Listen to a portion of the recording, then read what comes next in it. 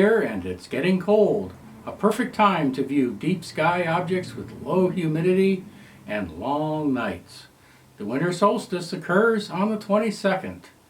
Welcome to the December edition of What's Up in the Sky with me, Lead Night Sky Ranger Jeff.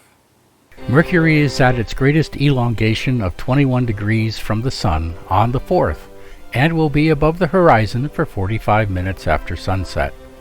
Still, it remains fairly low in the sky, so you will need a good western view. At magnitude minus 0.4, it should be easy to spot. By the 15th, it will fade to magnitude 0.7, and will not be above the horizon for long before it completely disappears. It has an inferior conjunction on the 22nd.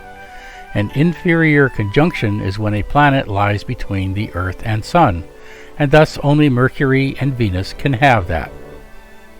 Venus rises around 4 a.m. in Virgo on the 1st, and at the end of the month it will be in Libra, almost into Scorpius. Starting out at magnitude minus 4.1 and 17 arc seconds, it will shrink to 15 arc seconds as it pulls away. One of the motions that the moon exhibits is an up and down nod of its face throughout the month. Observe the moon on the 16th and check out the crater Furnarius. At this point, the moon is slightly below us. Observe it each night. On the 21st, the moon is level with Earth, and Furnarius is riding higher on the moon, and the Mare Australis begins appearing on the southeast of the moon. When the moon reaches full on the 26th, you can see more of the Mare, and now the moon will begin shifting its face back down. From the 24th to the 28th, observe the Mount Clementine at the South Pole as the shadows shift. Mars continues to be too close to the Sun to observe. The asteroid of the month is 4 Vesta, shining at a magnitude of 6.5 on the 19th.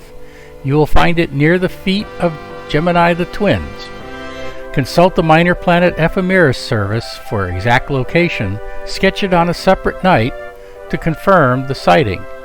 Astrophotography through a telescope within an hour or two will reveal its movement.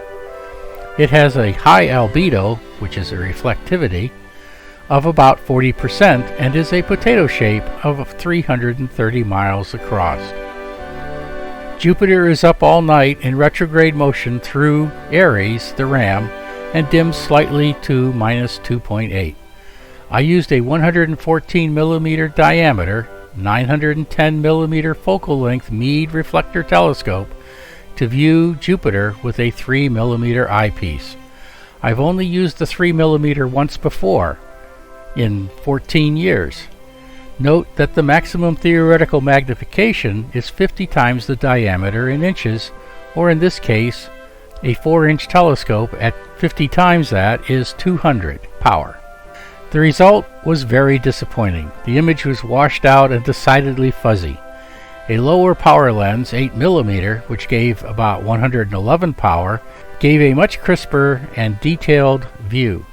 So more magnification isn't always the answer for better viewing. Jupiter shrinks from 48 arc seconds to 44 arc seconds through the month.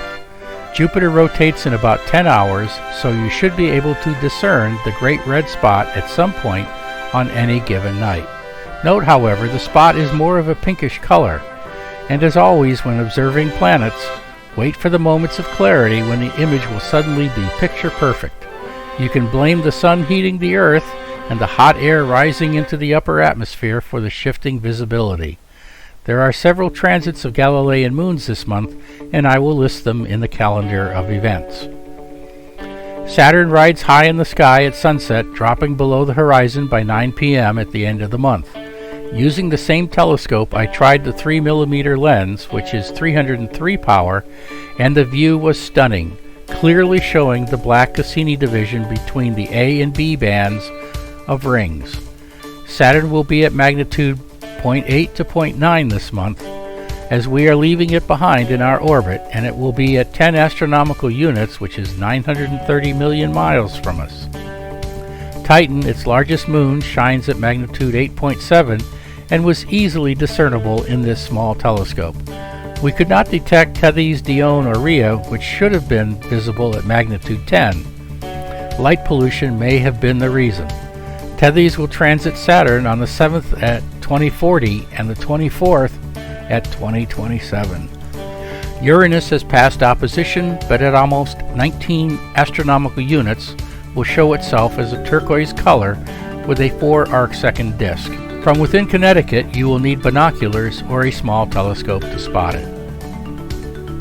Neptune is still visible in the evening hours, setting near midnight. At magnitude 7.7, dimming to its usual 7.8, you will need at least a small telescope or binoculars to view its distinctive blue dot. It lies between northeast Aquarius and southwest Pisces. At almost 30 AUs, or 2.8 billion miles, its disk is only 2 arcseconds, too small to resolve any details. It is in retrograde motion, which I covered in last month's edition, and barely moves against the background stars this month. The Gemini meteors peak on December 14th at about 150 meteors per hour. The moon will only be a slight crescent. Look for them after midnight. Also, the Ursids peak on the 22nd after 11 p.m., though there will be fewer of them. The Geminids are caused by 3200 Phaeton, an asteroid, not a comet. The Ursids are associated with the comet 8P Tuttle and are a very narrow field of debris.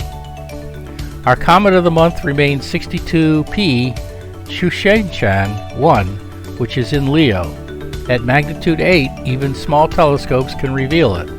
Look for it on and after the 5th at midnight before moonrise until the 17th, when the moon will obscure it. Use the Small Planet Ephemeris Center for exact coordinates. It will be near M105 and 95 on the 20th and M6566 on the 27th. Our constellation of the month is Pisces the Fish. You will find the fishes in the southern sky at 7 p.m. high in the sky at about 2/3 of the way to the zenith. Our object of the month is M74, a spiral galaxy located about 30 million light years away. It has about 100 billion stars and is 95,000 light years across. At magnitude 9.4, it will be a challenge to observe. Our question of the month is, what is a sunspot? A sunspot is a cool area on the surface of the sun. This is caused by a magnetic field which is preventing convection. We are currently in a solar maximum, which is when the sun is most active in creating sunspots. An analysis of weather patterns on Earth reveals a temperature rise during a solar maximum as the sun generates more energy. Most sunspots viewable through amateur telescopes are between Earth and Jupiter in size, averaging roughly 22,000 miles across. Here is the monthly orrery.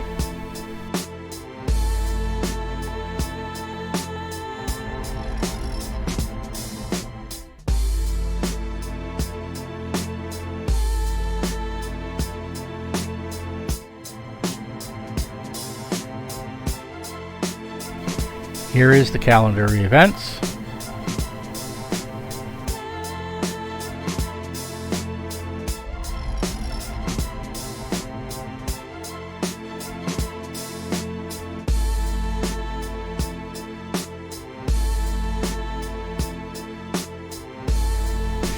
So go out and enjoy the cold, crisp nights of December and the longest night of the year.